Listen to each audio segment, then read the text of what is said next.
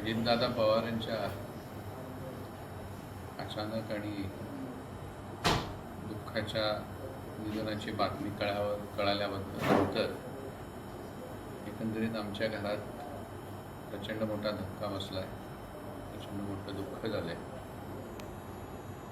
मी अजितदादांच्या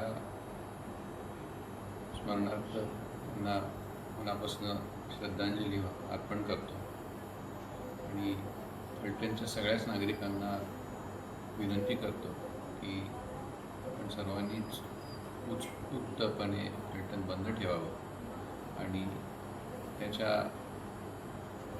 मार्फत आपण अजितदादांना श्रद्धांजली व्हावी.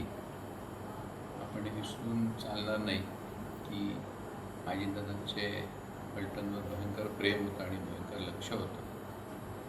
त्यामुळे मी आपल्या सगळ्यांना परत एकदा विनंती करतो की आपण अजितदादांना श्रद्धांजली व्हावी आणि त्यांच्या कुटुंबियांच्यासाठी परमेश्वराकडे प्रार्थना करावी.